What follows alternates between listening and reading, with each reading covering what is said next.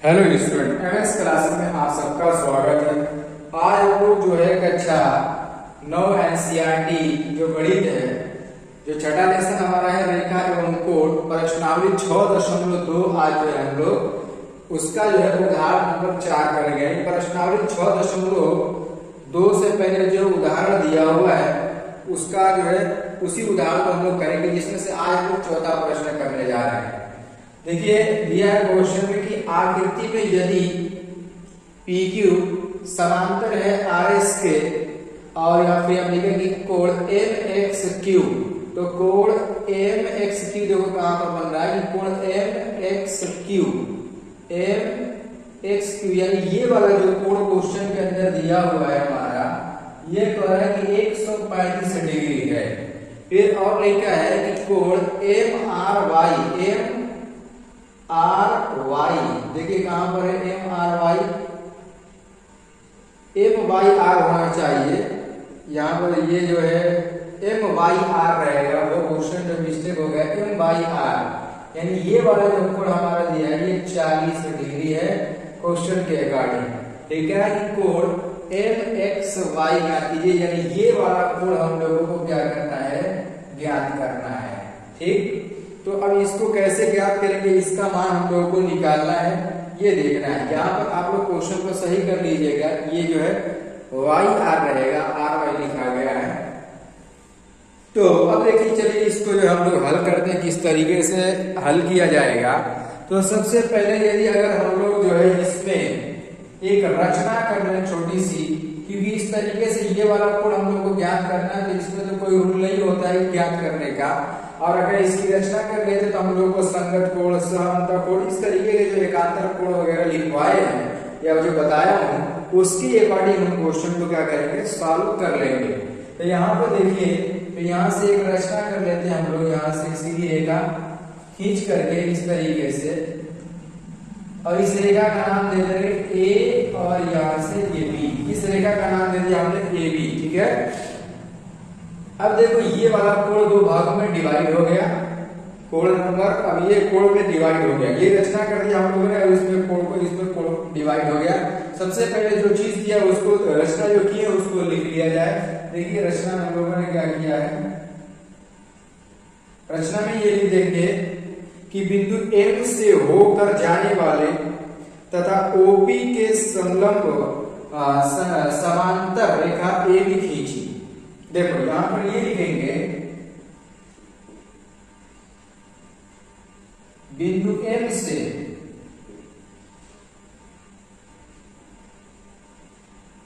होकर जाने वाले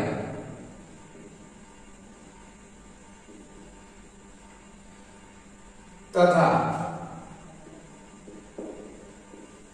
PQ, देखो ये हमारा PQ है, RS भी है, RPQ है। अब यहाँ पर जो है RX भी लिख सकते हैं, यहाँ पर X नहीं रहेगा, यहाँ पर RX नहीं रहेगा, RS रहेगा, ये S रहेगा, RS भी लिख सकते हैं। दोनों की जो हमारी रेखाएं समांतर होंगी, समांतर रेखा ए भी खींचा।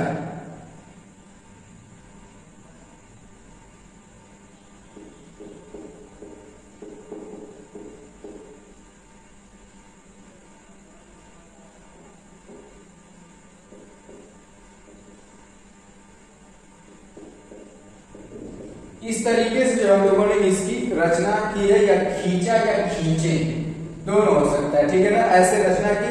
तो इसका क्या मतलब हुआ, इसका हमारा जो मतलब हुआ ये कि हम लोग ये देख रहे हैं कि AB हम लोगों ने क्या किया है कि AB के समांतर, हम इसके AB PQ के समांतर है। ठीक, AB जो हमारा है वो क्या है, PQ के समांतर हमने लिया हुआ है, और जो हमारा ये PQ है ये हमारा RS के समांतर है। यहां से देखिए जो PQ हमारा ये पहले ही से क्वेश्चन में ही हमारा RS के समांतर दिया हुआ है। तो ऐसी कंडीशन में हम लोग ये देख रहे हैं कि जो AB है ये समांतर हो जाएगा PQ के, और PQ हमारा समांतर हो जा रहा है RS के, यानी तीनों एक दूसरे के समांतर हो गए। इस प्रकार से तीनों क्या हो जाएगा, एक दूसरे के समांतर हो जाएगा।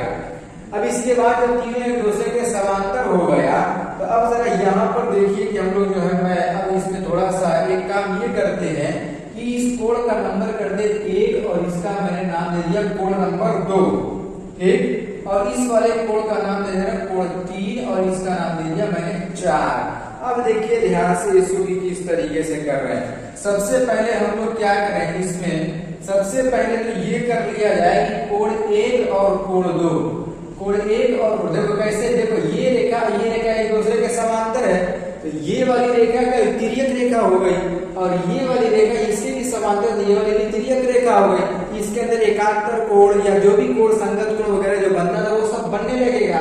तो उसी के हिसाब से हम लोग जो है इसका मान निकाल पाएंगे।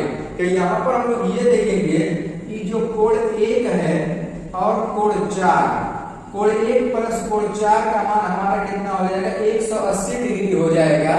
ये कैसे 180 डिग्री हो जाएगा, तो इसको सह-अंतः कोण कहते हैं। यानी रेखा के एक ही तरफ बना कोण हमारा क्या होता है, सह-अंतः कोण होता है, जिसका योग 180 डिग्री होता है। यहाँ पर लिख सकते हैं कि सह-अंतः कोण,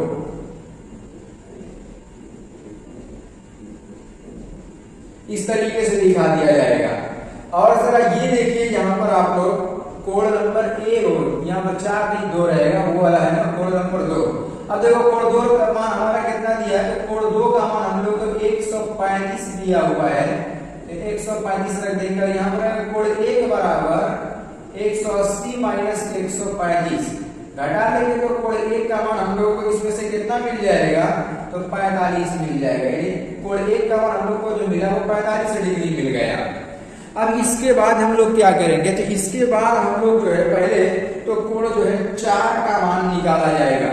देखो कोण 4 भी निकाल लेंगे, जब दोनों को निकाल लेंगे जोड़ देंगे तो हम लोग को जो मान मिला है x m y ये पूछा है वो भी निकल जाएगा। तो देखो कोण नंबर 4 कैसे निकलेगा, तो कोण नंबर जो 4 हो जाएगा हमारा, ये कोण नंबर 3 के बराबर हो जाएगा। ये कैसे बराबर हो जाएगा, देखिए ये समांतर रेखा, ये भी समांतर रेखा, ये इसके समांतर रेखा, तो ये वाला दोनों कोण आपस में क्या होते हैं, बराबर होते हैं। कैसे, एकांतर अंतः कोण से बराबर हो जाता है। तो यहाँ पर ये लिख सकते हैं, इसका मान कितना है, 40 डिग्री है।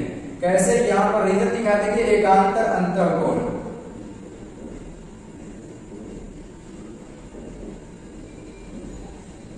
इस रीजन से एकांतर अंतः कोण से हमारा क्या हो जाएगा, ये बराबर हो जाएगा। अब देखिए हमारे कोण के अंदर, हमारे क्वेश्चन के अंदर कोण x m y पूछा है, या हम लोग लिख देंगे कोण x m y बराबर कोण 1 प्लस कोण 4, ठीक है, ये लिख देंगे। अब दोनों का मान रख करके जोड़ दिया जाएगा, तो यहाँ पर इसका मान कितना है, तो ये हमारा 45 और इसका मान इसका मान कितना 40, कितना आ जाएगा हमारा आंसर, यहाँ पर देखिए 85 डिग्री इसका आंसर आ जाएगा। यानी जो हम लोगों को कोण मिल गया, कोण x m y जो क्वेश्चन के अंदर पूछा गया है उसका मान कितना मिल गया, तो उसका मान जो मिला हम लोग को 85 डिग्री मिल गया। यानी इस वाले कोण का ये जो पूरा कोण हमारा हो गया 85 डिग्री आएगा। इस तरीके से इसको हल किया जाएगा। देखिए हल करने का बस तरीका यही कि हम लोग को इसमें ऐसी रचना कर लेना होगा जो समांतर रेखा बना दे और तिर्यक रेखा बनाए, ऐसी जो है इसमें से रचना करनी पड़ती है। तो यहाँ पर हमने वही रचना करके इसको हल करने का प्रयास किया और हल भी कर दिया गया। उम्मीद करता हूँ ये वाला क्वेश्चन आप लोग को जो है समझ में आ गया होगा। यदि अगर कहीं डाउट है तो एक बार फिर से देखिए और अच्छी तरीके से इसको डाउट को क्लियर करने का प्रयास कीजिएगा।